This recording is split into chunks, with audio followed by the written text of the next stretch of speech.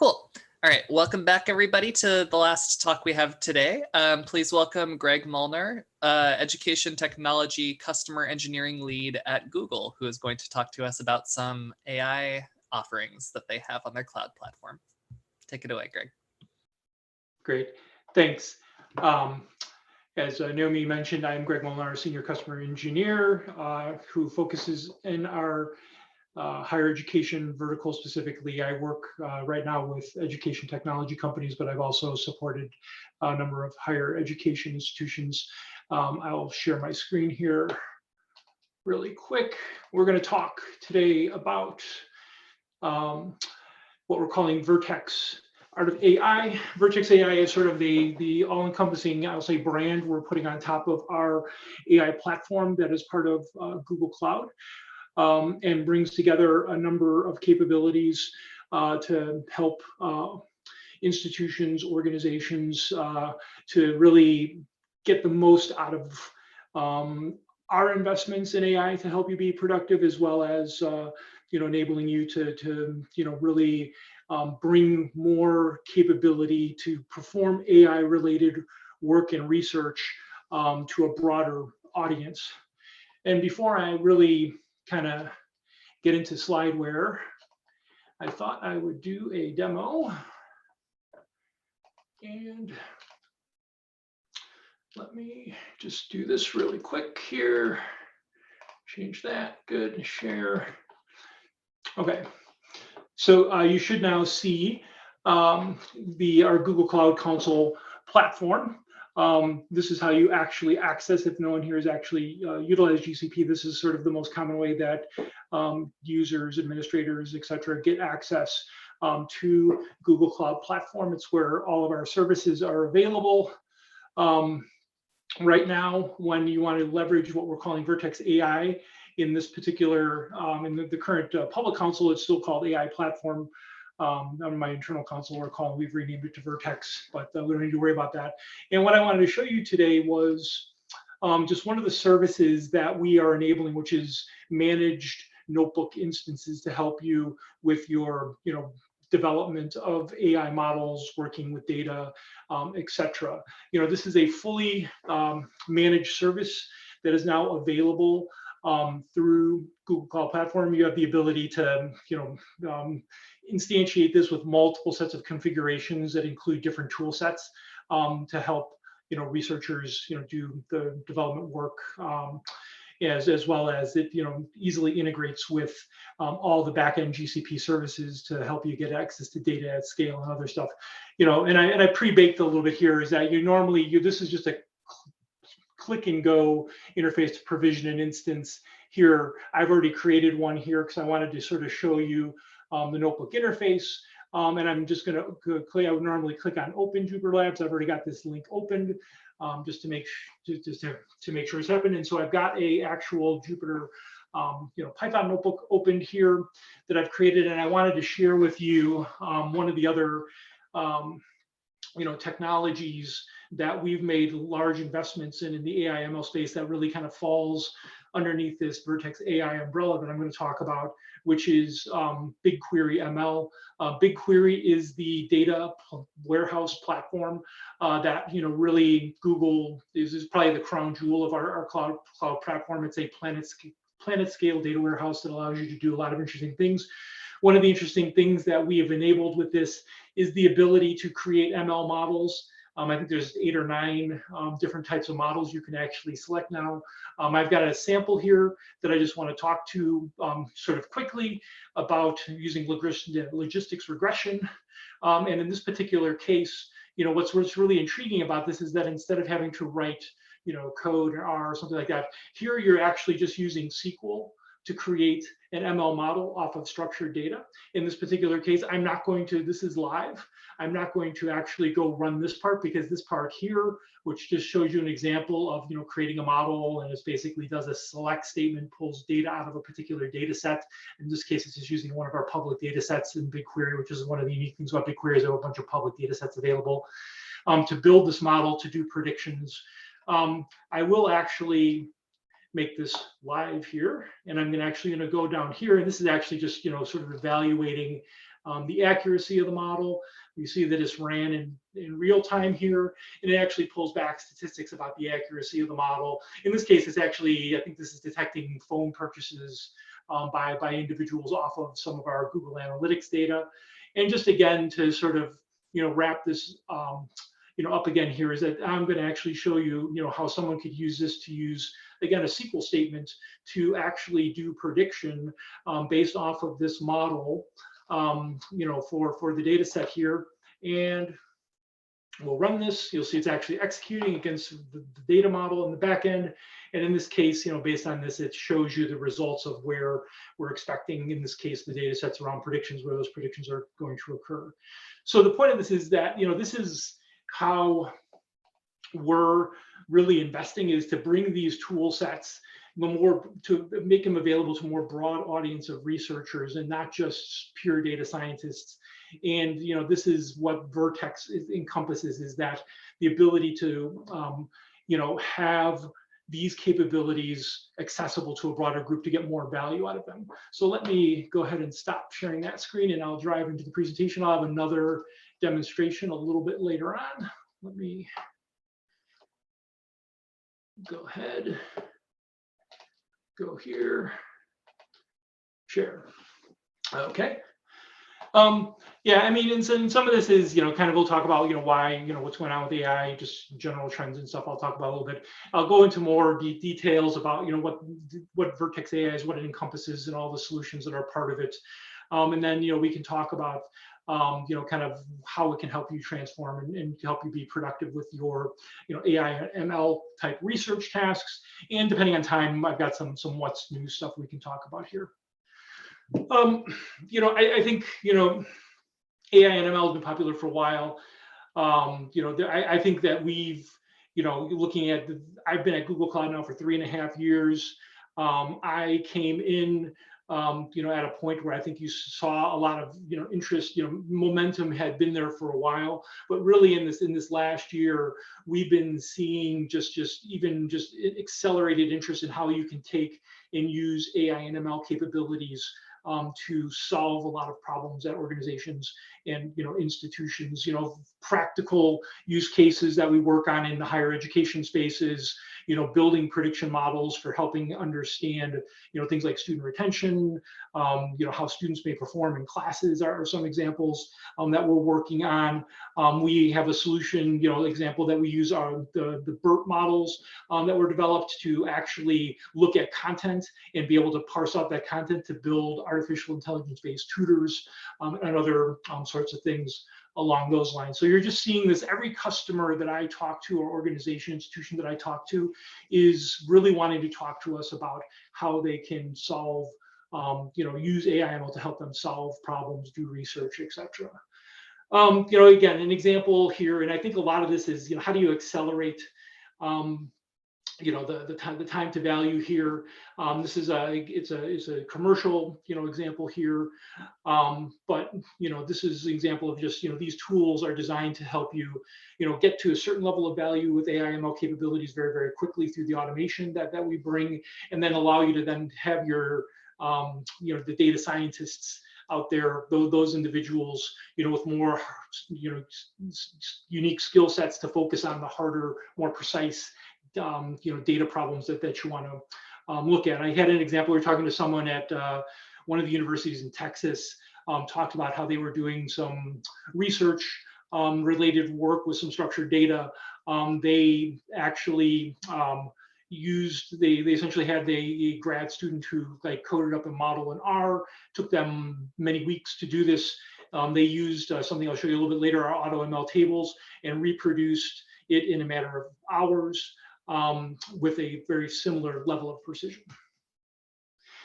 And again, this is kind of a more genericized slide here, but I think it's as I said, all research, everything comes across all these different verticals and industries. And I've spent time on the commercial side as well as in the higher education side, and you're just seeing healthcare and life sciences is just a huge area where there's investment in figuring out how to get organizations more the ability to use these types of technologies effectively. Higher education, I mentioned some, but really all across the spectrum is, the next wave of technology is integrating these technologies through cloud, and what a cloud enables through the scale and speed that it brings to solve these problems, is a differentiator. And then I'll just, kind of talk about, this is here really quickly, getting past this. There's sort of, I think you see where people were sort of tactically using AI and ML on things as they were just sort of, kicking the tires, trying to understand what it could do, what it could learn. We've now sort of moved more towards into the strategic, and maybe now even starting to get into the transformational phase. When it was strategic, it's sort of like people had several systems or environments that they had, say applications that they had built, integrating this stuff. I think a lot of people at this time really was learning about, the main problem with effective AI and ML is getting and wrangling the data into an effective, to basically be useful for doing AI and ML at the scale that's necessary to do this. And then, now it's like trying to think about, well, how do we, take this and actually take what was, on the development side, kind of DevOps, and, kind of apply ML ops to these kind of workflows to help, the people doing this type of work and building and deploying and managing models, have it be more industrialized and support faster, experimentation and learning as a result. And I think there's a couple things here which kind of goes to that strategy and some interesting use cases. And I think that, as I mentioned, we're building our AI ML capabilities across the spectrum, starting with sort of out of the box capabilities. These are you probably have been exposed to these through things like our translate services, our speech to text capabilities. There are media, basically AI services as well. And what these are is we expose a set of APIs that are essentially plug and play that leverage off of, the models that we build on the larger Google services for your own private. And I'll emphasize this is your own private use. So none of your data is exposed back to these API-based models without your consent to opt into something like that. But the point of these is this allows very, very fast ability to essentially get results, plug it into an application, very, very low code, very easy to do. I had an institution I was working with in Wisconsin that was actually using our speech to text API to do some medical, transcription use case to help, people that were doing work around that. And that was something where they were able to very quickly, build up, quickly go ahead and start taking the video, do it in a secure way that was HIPAA compliant, and support being able to, get results out of that. And then you sort of move along the chain here, and in the middle, which kind of where this Vertex AI comes in, is you get to increasing levels of custom AI to help improve the accuracy of what you're seeing based off of what the automated AI is doing today. And this is where some of our tooling gets to, like our auto ML, which I'll talk about, where you're kind of bringing data, doing some training, doing some tuning of it, so it's not fully custom, all the way up to where you're starting to use our platform to use our compute and other stuff to develop in like TensorFlow, use TPUs to speed performance of TensorFlow-based applications as well. But the point of this is this builds out reach for different users to be able to get value out of the AI ML investment. I mean, I talked about this in the last slide. This just adds some pretty pictures to what's going on here for that. And I'll talk about this again as we go through. So now let's kind of talk a little bit about what Vertex is and means. As I said, this is just the name we've put over all of the investment we're making in building out our AI ML platform. And again, I like to reinforce this. This fact here is that, as we think about how we're building products for AI and ML across the life cycle, we think about it through, a variety of different roles inside the organization, from AI, from ML engineers, that are doing, some very, essentially coding focused type things, developers, similar, data scientists who may be using like the Jupyter notebook that I saw to be doing development and be able to do their own, model training and prediction, data engineers. This is where we start getting into where, these are maybe not the traditional data scientists don't have the same skill sets, but they do know things like SQL and the investments that we're making in like BigQuery ML, come in to allow them to be able to start leveraging very easily AI ML. And then same thing with the analyst. It's sort of the next level of, someone who may have a more, in business context, or just someone who really understands data and uses, a bunch of different tools, for getting value out of it, as well as, being able to visualize and present that data to end users. And then we don't need to train this on the product manager. I think, the way that we, organize this is that at the core, you have, sort of the GCP Google Cloud Platform, the foundational services that provide the compute, network, storage, and, all those components, that lay the foundation. Vertex AI is, a next layer of managed services that we build on top of that to enable this more easily. And then you can get into where you then are building AI solutions around these things. Yeah, so, sort of saying here around, applications, and, kind of, again, retouching upon what I talked about a little bit before, as I said, the applications that we have and are built on, there's the vision and video type AI ML APIs that are available, and some auto ML that allows you to do more custom stuff around that, allow you very easy to slightly more complex ability to get value out of this type of data, look for, different things, identify things in video, being able to identify objects for different, purposes as well. Conversational, this is, an area of ongoing investment for us. I think just at our Build or IO conference, we just announced a next generation of this called Lambda models, and that's something that's, while not in the GCP product yet, will be coming eventually to our products, and this gets enabled through our technologies like our dialogue flow, conversational chatbot technology. Language translates, probably one of the most widely used Google services. Text to speech, speech to text, have all sorts of really great capabilities. The one I was actually just talking with another, just an EdTech organization on, was the ability that you can now actually, through translation, you can have two speakers in a meeting and have the translation actually present the translated content in the native language speakers language to enable a better, user experience interaction.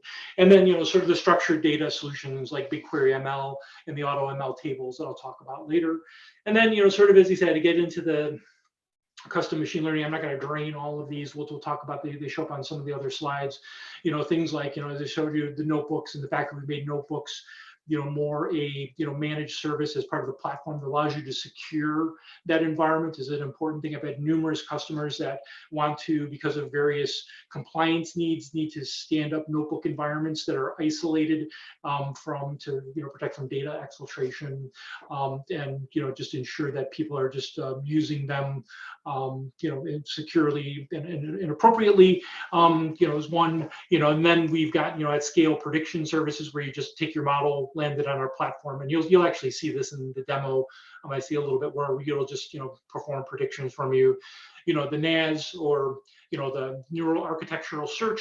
This is just an example that we have in here of, some of the stuff that came out of DeepMind around, models that were built, and we're now bringing those so you'd be able to leverage those as part of the platform.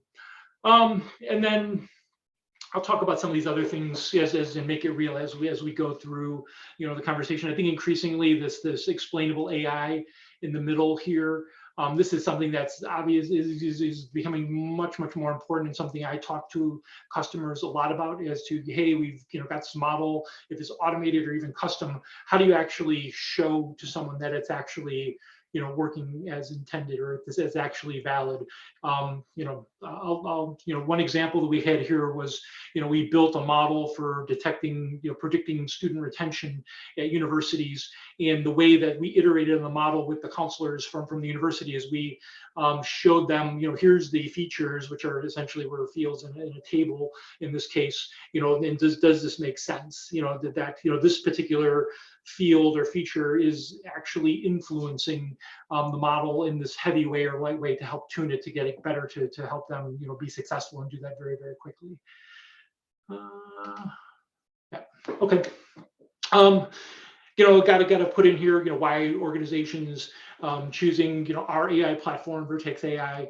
It's like, again, I think we are acknowledged as a leading organization in development of AI and ML technologies. The fact that we continue to do all these investments as part of what the other part of the business does, and then we bring that to Google Cloud in some form to leverage off of that for our institutions and organizations to get value out of.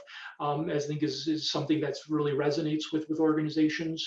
And again, I think just that overall approach of, we want to make it accessible and useful to a wider group of, potential data consumers, or who are looking to do research, or, get value out of the data, be able to do prediction, look at things that are going on with their data, as well as, the ability to make it more managed through the life cycle of, the AI/ML. And then, I think, responsible, I think we published our AI principles that talk about how we think about AI. Is something as we look at it, where we're always thinking about how it's being used with the institutions that we work with. Security and sustainability. From the fact that sustainability goes into how we approach doing data centers with Google Cloud, and the fact that we're I think carbon neutral today, and I'm forgetting we just made the commitment to be running on all renewables by 2030, if I'm not mistaken. Please don't quote me on that. And then the fact that we take security very seriously as part of our environment. It's just built in, and it's actually, I think, a differentiator, the way that we integrate identity and access management throughout the platform. And I think something that does come up a lot, and I'll just mention it briefly, is that one thing is when you're working with Google Cloud, you're working with us as a cloud provider. You're working under very separate terms and conditions from the commercial services. There's no data sharing with with the other Google products and platforms. There's some narrow cases where you can opt in on some of those API models to have your data be used to inform them, but again, that's completely off by default, and you pick when you want to be able to do that. Yeah, and again, I keep hitting on this message. It's basically enable every organization to be an AI organization. Just lots of data. Data is the next wave of applications and utilization, and AI on that is what's driving a lot of working, and then making that easier to do through being able to leverage off the research investments that we make is what we're trying to do. And then I'll move on to watching time here. Good. Transforming with Vertex AI. So, sort of what do you get, kind of when velocity of models in production? A lot of these tools are, intended to help you very quickly build and deploy models, and, get them out there doing their predictions. Again, more and more leveraging our best-in-class algorithms as a service, being able to scale the workflows, and then just engaging in model management and governance. It's an important thing. Is that's, I think, has been a big thing that a lot of the providers are still working through, that end-to-end, being able to manage it from development through usage, through the continuous improvement cycle that you may have here. And then again, sort of the point here is that this is enabling a unified workflow for you to be able to quickly get models out and functioning in the environment. I think the the demo I'm going to do with auto ML tables is probably one of the most, more interesting ways where you can really realize and see how this can become a, fully managed capability that is used for structured data. And again, ingestion, analysis, transform, training, tracking, evaluating, deploying, right? All the things you need to think about and ensure that, you're doing to get to a good model. And you can sort of see here, the different types of activities and tasks that may occur and which components that we have that will help, facilitate that. The next few slides, kind of get into this more. And then, again, this is something that we keep doing is, as we, and I guess this was at Waymo that the neural architectural search came out of, this is something, and I'm not going to claim I'm not an expert on this, so I'm just pretty much, living off the slide here. But I've seen other examples of this where like we use BERT models, as I said, in some solutions that we're building. And in this case, the point of this is that as we develop some of these types of models inside of Google, we figure out how to make them available to Google Cloud customers over time, which helps them get value and speed faster. So again, the ML workflows and Vertex pipelines and our ops suite, I think it's all sort of stands on these first parts here, which is, I think that front end part, which is a place where we spend a lot of time with customers, is, you have a concept of what you want to do, but you need to get data into a place where you can use that to actually enable the end scenario. If it's structured data, you would put that, likely into our data warehouse BigQuery. You could also, BigQuery is backed by our cloud object storage, GCS. You could also use GCS for both structured and unstructured data as well.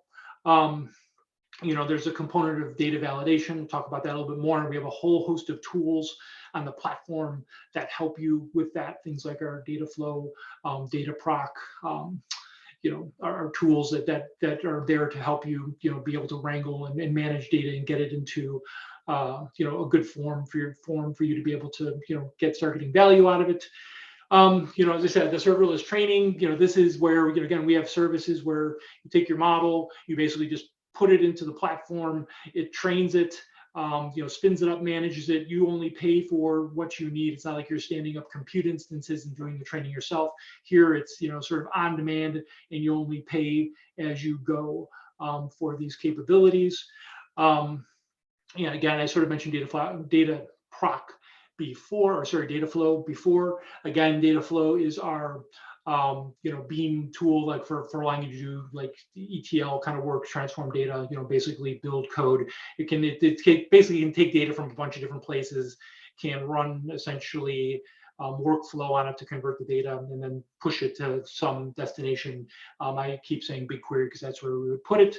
And then, sort of the prediction, once your model's ready to go and doing things, this is where you can take it and you can land it on our prediction, which is, again, just another, in this case, serverless but managed environment where you take your model, put it there, and then it becomes, basically an API endpoint gets exposed for you to be able to use it either interactively or you can do batch prediction. And now you'll see this a little bit when I do the other demo. And then, sort of say artifact storage, cloud storage, which I mentioned before. And, I think increasingly, this notion of governance and compliance is really becoming important in this space. So, the ways that we, enable this are, like transparency, a key area. I talked about explainable AI. I can show you this in a little bit. The ML metadata, this is a tooling that we put in that allows you to essentially manage metadata around your models. Again, user trust, explainable AI shows up a lot here, the pipelines, and again, just the same tooling there that helps you with that, as well as model monitoring capabilities that we're building as part of the platform, so you can see what's going on over time with your models. And then, accountability. We're enabling, different types of capabilities here. There's data labeling services. We have human in the loop services. One of our, doesn't really get mentioned in this deck, but one of our solutions that we have is a document AI solution that actually integrates some of those other AI capabilities for taking taking like documents, processing, basically OCRing them, and then applying workflow to them. And in some of those cases, there's a potential need for a human in the loop component for validation of what's being ingested from the vast warehouses of information that's all on paper that organizations, institutions are starting to want to see what they can get value out of with those. And then again, compliance with industry standards. We work with, and it's an ongoing journey with different compliance standards, but again, FedRAMP, the different levels there, PCI, ISO, again, depending on the maturity of the service on the platform, it conforms to different levels. But we do have a site, on cloud.google.com compliance that allows you to go in and see which services are, meet which compliance regimes. Yeah, and then as I said, we're increasingly working on, I think it's very important to us as an organization that we understand that anything that you're building around here has a huge potential for bias, and wanting to work on methods and approaches to make sure that the what's being built is built in a way that kind of accounts for and tries to remove bias whenever possible. Yeah. We'll just go on here, essentially, yeah, I'll just kind of go past this. So, and kind of move here just to a particular model here, which is, how do you, how do you, what you do here, and what does it provide, from a standpoint of, access control for, what you're doing with, with the platform here, and the different components of the platform hopefully is going in. So in this particular case, what we're trying to show you here is all the different tools that are part of the platform that you may use in a particular workflow, and how they are, I'll talk about how they are secured. Again, starting with you land data in storage somewhere, likely on our platform, either Google Cloud Storage, maybe the first place it lands as it comes on, that's secured and encrypted by default. You then maybe look at that, and you may be doing you're working on the data schema and target. You may eventually load that into BigQuery to allow, if it's structured data, to allow you to work on and manipulate that data, or as well as make it available to the other ML tooling within the stack. Data flow, and again, one of many tools that we have for allowing you to manipulate data. Depending on what you're looking to do, we also have a visual tool called Data Fusion that helps with this, to allow you to do wrangling and management of the data. I showed you through the example, the notebook services. Again, the notebook services are integrated with our identity and access management to, again, allow you to have good control over who can get access to the environments and secure the data that they're using. And then again, like then the Vertex training and evaluation, that's again a managed service. It's all controlled through the integrated identity and access management that's part of the platform. And the same as well for the prediction. Even when it gets exposed, you control and it's secure for the environment. And kind of looking at who may be using these different tools. Again, we get very excited about BigQuery ML. We keep enabling more and more models with BigQuery ML because of the fact that lots and lots of people know SQL and are pretty comfortable with it, and can very quickly take and use those contexts and use that. When you start moving up the stack, to where you may have, your ML developer and data scientists, that's where you might use the auto ML capabilities. And again, the demo will probably help make this a bit more real in the platform. And again, it's the point here is it allows you to do this with speed and be faster. It may not be, again, going custom allows you to really work on and control the accuracy of the model. This will get you to a certain level for this, but again, that speed can be very valuable to determine if you're on the right path. And then the training would be training in this particular case here too. This is where you're getting into some of your own custom models, and you're just bringing it to our platform to have it just do that on-demand training of the models as well. And then, again, I think, this particular slide here just goes and talks on these same themes that I'm really hitting on here is, sort of low code, no code, as to what, it does. And I think the AutoML, one of the interesting things about the AutoML tables that I'm going to show is that you bring, it's a structured data solution, but you bring your data to it. You then say, not to take on my talk track from when I do the demo, but it will actually look at the data and it applies a bunch of different models, and based on what it sees as the best results from from the putting it against those models and the scores that it generates, it picks the best one for it and then uses that for prediction. And a lot of these, again, use lots of different models. We continue to add more of these as the products continue to mature. Yeah, and I think there's just some points here. I think it's important. I think we see and we hope that as more and more researchers are taking advantage of serverless experiences, more managed services versus managing. You have your compute farms for things you want to do, but serverless, it allows you to do things more on demand. And one of the things about cloud, and when you're talking to researchers, with cloud is how do you get the most value out of it? Well, serverless is a way to really get that value because it allows you to more effectively control cost. That like that BigQuery, for example, you can actually make BigQuery flat rate for your usage, where it's it doesn't give you unlimited performance, but it makes it pricing predictable for you to be able to use those ML models. And again, things like just the fact that it's like allows you to, we build a lot of tooling into basically orchestrate the standing up of the environments and the tool chains that get deployed into the environments, which is something that we continue to invest in.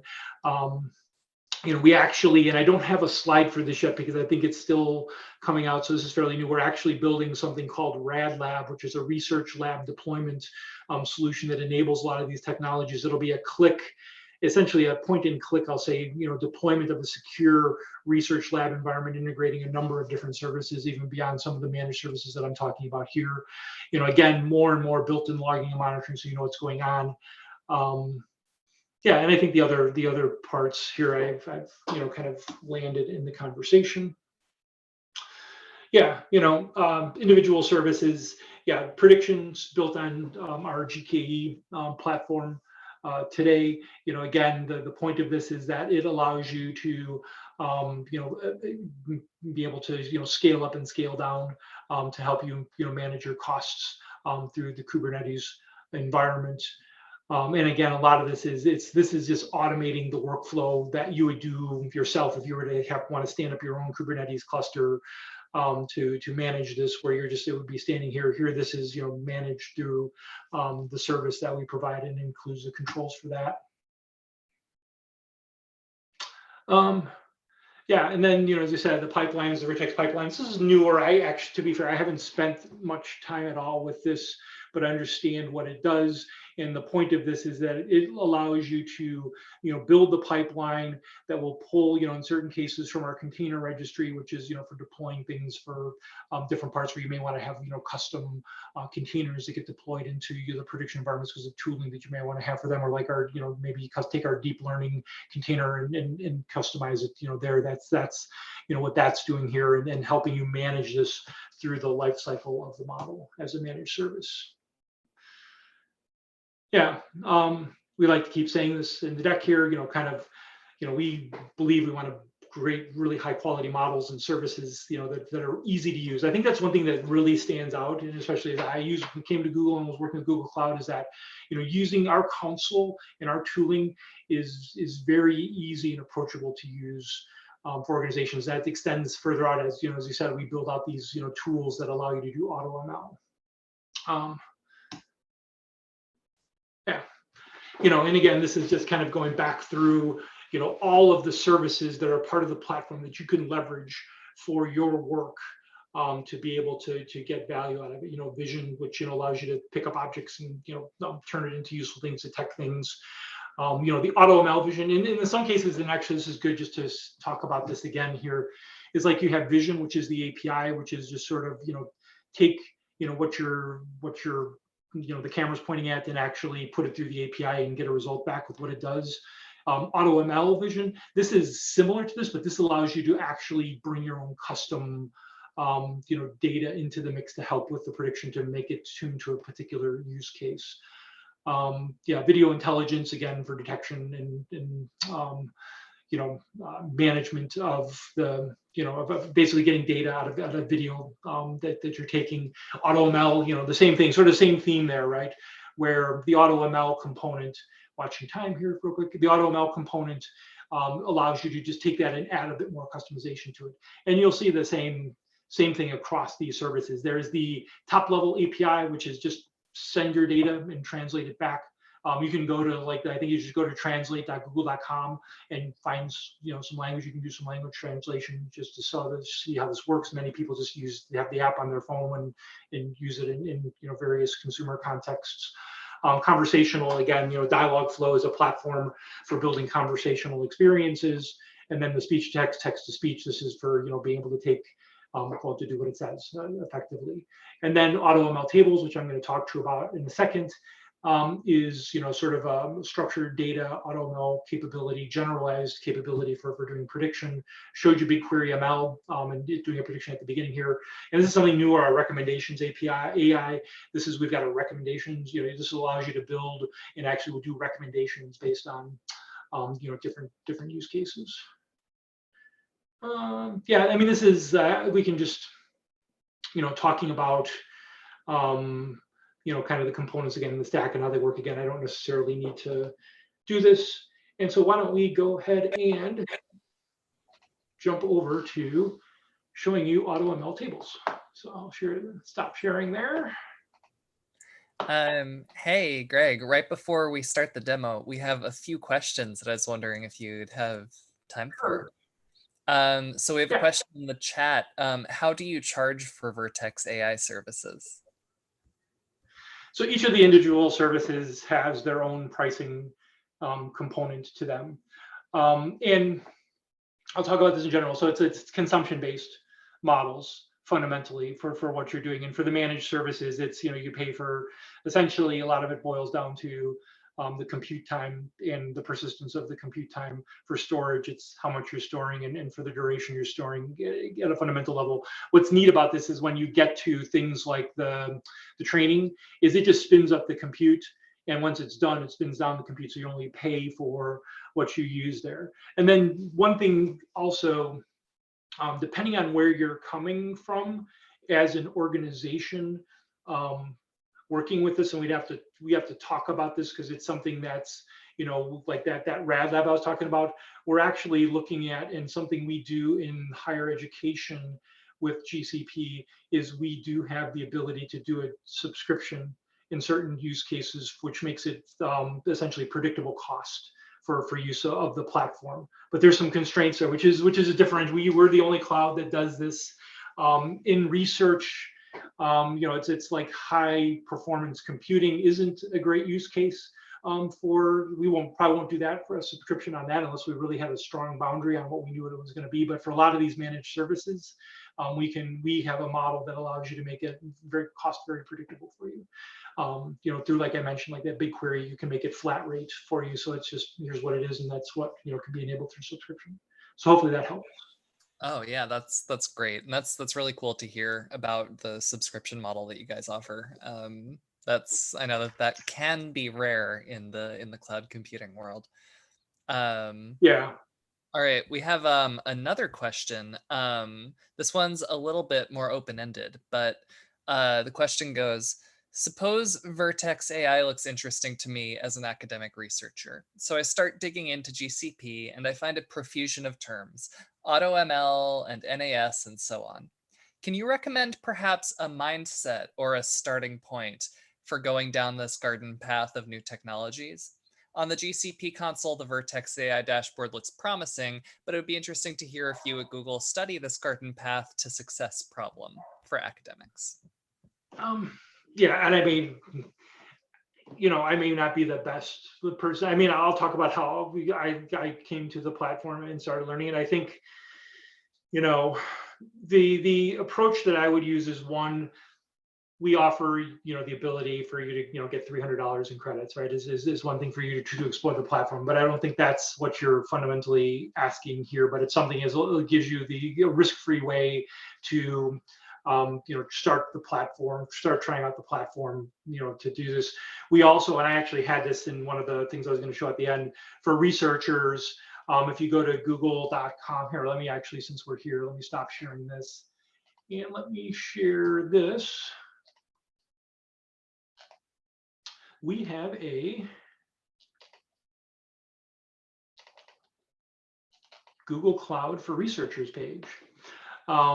So the Google Cloud cloud, basically google.com/edu researchers. This is actually two things here. One is that I think it gives you information on, how to start using some of these tools and technologies, sort of targeted towards the researcher context.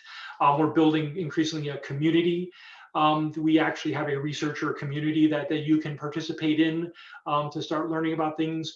But the other thing too is that, I mentioned the $300 for trial, but we also have, for researchers, we do make credits available for you to enable your research. And then the other component here is that, you saw some of these, these tutorials and stuff, but we also, from a learning path perspective, we Google that Quick Labs is something that we have. It's basically an online learning platform, and that online learning platform has learning journeys that you can go on. So you can kind of pick, the path that may be of interest to you. Like if you want to do something with like genomics or healthcare, or more general, how to do HPC. I don't know if there's any HPC Quick Labs, but how to do different things on the platform as a way to get enabled and start learning. Oh, this looks So wonderful. Could you drop the link to this page in the Zoom chat? I 100% can. Yay.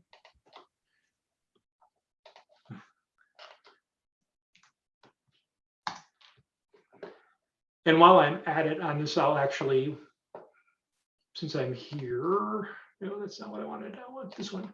Oh, actually, kind of cool. And I thought it was sort of related to this topic a little bit, since, a lot of ultimately like the AIML stuff is, as I said, is about data. A little bit of a digression. Sorry, was there another question before I go down my own path of wanting to just share something I thought was interesting to share with the broader group today? Oh, thanks for checking.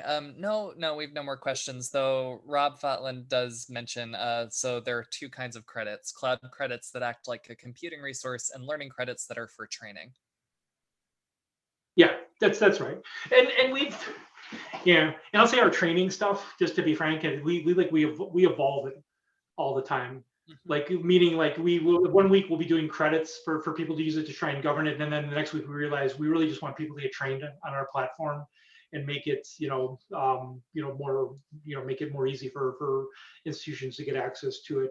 I would say, for institutions, connect with your local account rep. If you have a specific question, you can reach out to me as well, and I can probably connect you up to the right person as well. Cloud Bank is also a great organization to help y'all with that. Wink. Yeah, exactly. And then let me share. As I said, I thought this was pretty cool. Yeah,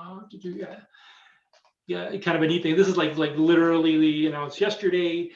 We open sourced a data validation tool. So if you're actually working, wanting to start working with GCP as well on doing some things with the platform, this tool is designed to really, it's a Python command line interface tool that allows you to take data from different, external sources, again, looking at structured data in this case, and allow you to help automate validation, of the data as you bring it into the environment, and gives you reports on that. And then again, this is free for use thing, and again, I'll say our intention here is that we want to get your data onto our platform, so you start using our tool. So enabling things like this is stuff that we do quite often. And let's go ahead and let me share this tab now. Chrome tab, home. Okay, cool.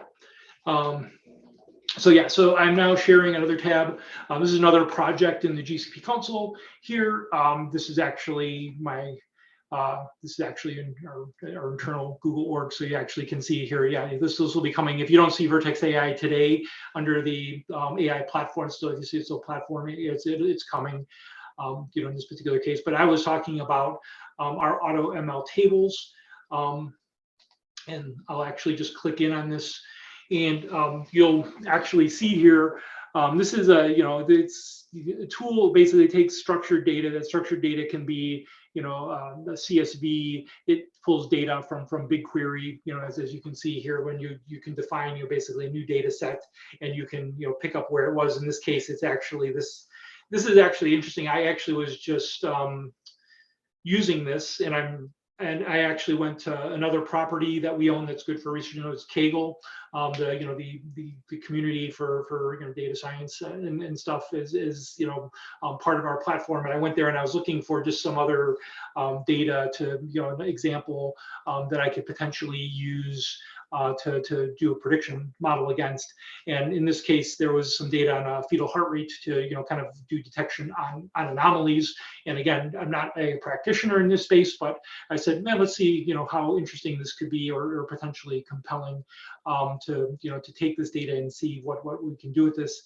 And in this case, we'll click in on this here. And then, so the way that this works is you import you basically you bring in your data set. And then when you bring in your data set here, again, since this is structured data in this particular case, it actually just looks at, as a CSV file. So it actually just looks at the different fields essentially that you have in the data set, assuming that that the CSV file is well organized. And in this case here, you sort of say, hey, let's pick the target column that you want to predict on in this case, which was fetal health. Again, I'm total novice on this. This may or may not be really valid, but I think it's just interesting to illustrate the points here. You can pick different ones. Oh, sorry, you pick the field over here. You does that, and then in this particular, then what you do here is really next is you pick train model. I'm not going to do this right now because a train model will take probably 45 minutes or so. In this case, I forget how long it takes to actually run. It's been a while since I ran it on this particular model. But what it does is it actually then goes and it actually, we run it against, as I said, an increasing library of different models here. And again, not the super deepest data scientists in the world, but in this case, running this through here, we see that it looks like it's actually not too terrible, in this particular case. And again, this just happened all automatically. We made this prediction here, and so we can then look at the evaluation here, and again shows more statistics available about the model and how it's working based on what we've put in here. That allows you to understand what's going on here. I'm always confused by confusion matrix. I guess that's ML humor. And then sort of an important thing here, which we talked about, was sort of that feature importance, or the sanctions, the explainable AI components of this. This is where we're actually surfacing that in this tool, where you can see which of the fields in this particular data set were having the most influence on the performance of the model in this particular case. And so we can go here to test and use. And in this case here, you can bring batch prediction, so you can essentially bring batches to this. And this is where we're using that, the prediction hosting engine. This is baked into the service here, where you can just use the Vertex prediction with your own models that you bring to it to the environment as well. Or this also, again, you also exposes online prediction, which makes an API endpoint that you can use to do online prediction with. And in this case here, it gives you, just for you to, kind of look at what's going on here, makes a simple user interface available for this. It's basically has some parameters. We can change these. And one thing we'll just do here is generate feature important. We won't change one for the class for the session today. And then what you see here again is that it actually, goes ahead and does a prediction here. I think on this one that it's essentially showing here that I think that they think that there was something anomalous around this particular prediction here, but it's been a little while since I used this, but I think the point comes through that I'm trying to make here. And you see that, this particular feature of accelerations was what was, actually driving the model in this particular case in more cases. So we can, let's say, let's just arbitrarily change that. Here, we'll do prediction again.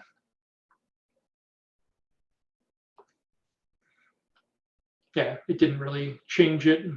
Although it actually, interestingly enough, you see now that when the number went down there, it actually affected, or did I forget to turn? No, I didn't know feature.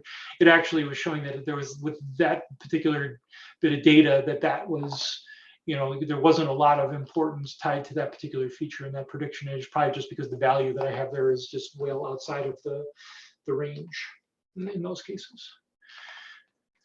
Okay, so let me just jump back here really quick. It looks like I got 5 minutes left.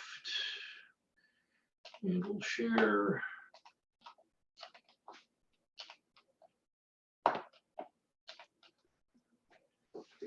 Yeah, and I think I'll sort of end with this particular slide, and happy to, I can send this deck if there's somewhere to send it to, that to share it with everyone who participated in this. But the point of this is, this comprehensive end-to-end platform for everything AI, and increasingly we're building these managed services that allow you to do it pay as you go for it, versus you having to get standing compute available in your environment that you're having to manage, secure, and potentially replace over time. I think one of the advantages of cloud for research is, ultimately we talk about this is, time to science, and the fact that when you work with a cloud provider like us, you can leverage and use the best of our platform to be doing your research, or if you're doing research, allows you to ideally reduce that time to science for you to be more effective. And I think that's, we're building a set of tools to really enable that. And I think I had a few more slides here that I don't need to really go to. We can just show these. I can send these in the deck here. But there was one last thing on conclusion. Yes. Yeah. And again, I just wanted to put a little more just sort of at the end here.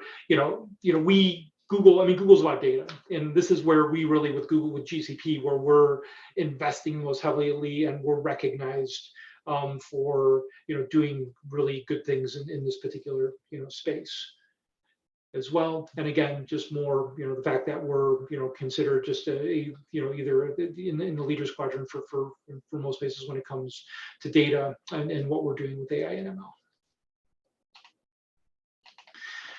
So that is the introduction to Vertex AI. Any other additional questions?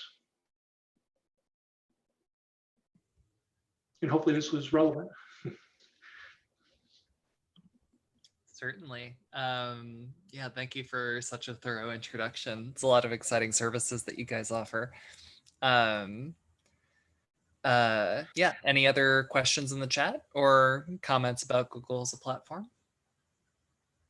Yeah, hopefully we're making it easy. I mean, as I say, I talk about this, like the console itself and using our tools is really easy, but as far as like bringing all these things, services together, it'd be interesting to hear if anyone feels like it's getting easier, or is it just you're getting, because I think the one question was sort of, it's like clouds can be overwhelming, right? Yeah. When you go into the console and you just see all the services, and I think we still do the best job of making it slightly less overwhelming than some of the other providers, with the way we differentiate and make like networking and other stuff a lot easier to do.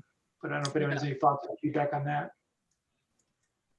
Well, I'll just throw in a comment. This is Rob Fotland, and I do appreciate the quick labs as kind of nice bite-sized incremental process. I've taken a number of them and really enjoyed the kind of the positive feedback. So that's one of the things about GCP that I really like. It's kind of every time I go there and look at it, I think, oh man, I need to carve out some time to really get some continuity going through. So it is intimidating, but I certainly appreciate the elements that are there for us to take advantage of. I think that's definitely a strong point of Google. And we have a really good search engine for finding more information about the platform as well too. Sorry, it's funny. I mean, like just as a comment, Jennifer, I mean, that's one thing I still, I mean, I very much use like Stack Overflow and other stuff as I'm like trying to learn things, because it's like you just, even as a person who lives in the environment, you just can't know everything that's part of the environment. A lot of it's driven by, you know, the institutions that I'm working with and like the problems they're trying to solve is where I'm focusing my time. But I think even the community around it has gotten, you know, pretty solid as well too. So it's, you can find a lot of great ways to get started, quick labs, as well as, you know, just even doing internet searches. Ha. Let me Google that for you. The question was, what's the URL of Google's search engine? We also have a question from Mike Norman. What kind of advanced support comes with a subscription to Vertex AI? I'm guessing that's what ORT means, Mike. Support, meaning SUPPORT? Is that what you're saying? I think so. That's yes. my reading. Yeah. Yes, advanced user support with a subscription. Yeah. That's funny. Before I came off of this, you know, they just came off a meeting with one of our CABs, our customer advisory boards, where we were talking about support. And we have various levels of support that are available to the platform. You know, if you're, you know, that do cost, you know, all the way up to, you know, very, very basic level of support, low cost for individuals, and it's evolving. It's constantly evolving to up to, you know, for institutions, premium support, where you know, get a whole bunch of services that come along with that.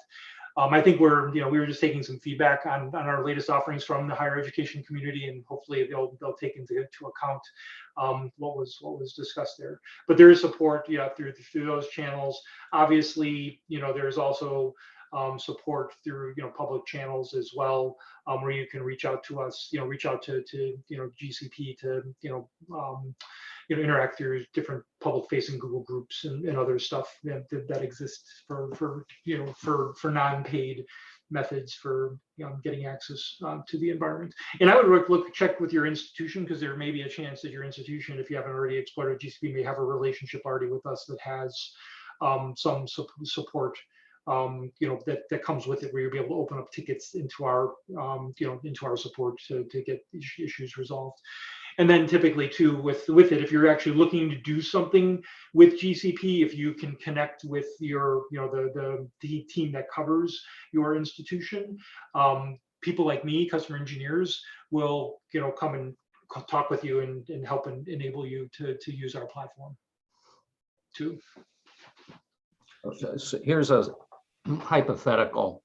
What if the National Science Foundation bought a subscription for all of their funded researchers?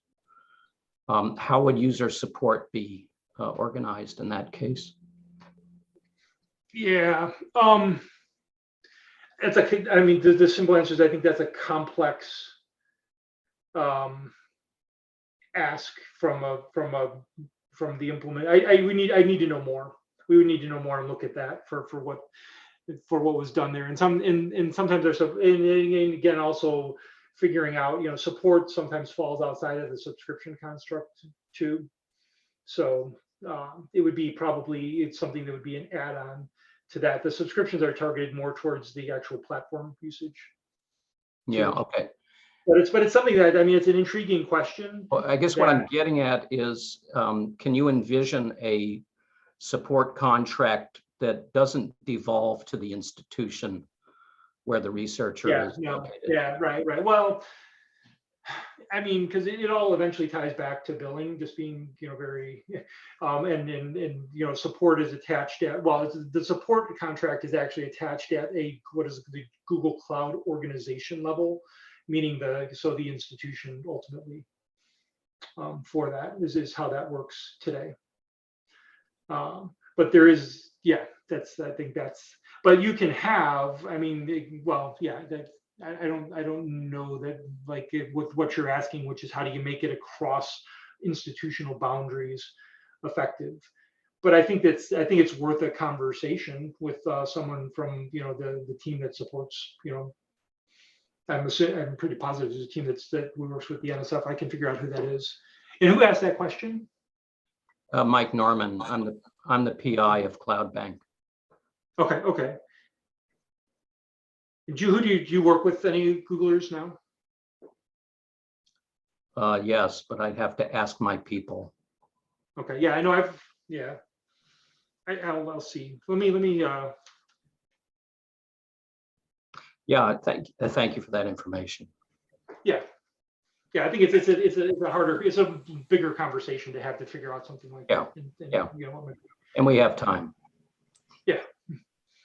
Yeah, I'm really excited Okay. to see this specific conversation continue from a perspective of trying to make the process easier for academic researchers to approach using these platforms. Because, when you're in this survival mentality of like trying to get your research done, oftentimes there isn't a lot of spare cycles and attention that can be turned towards like, sinking some serious effort into exploring these platforms. And so these kinds of assurances that we're posing as hypotheticals would be like really golden, would be really cool.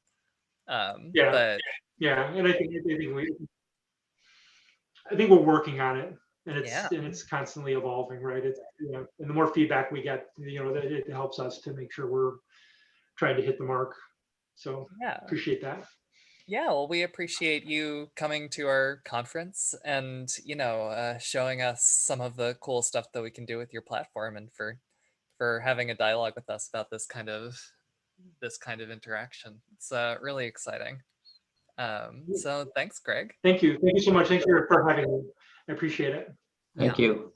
Thanks. Cheers. Okay. Well, that concludes our last session. So we can stop recording now. So that concludes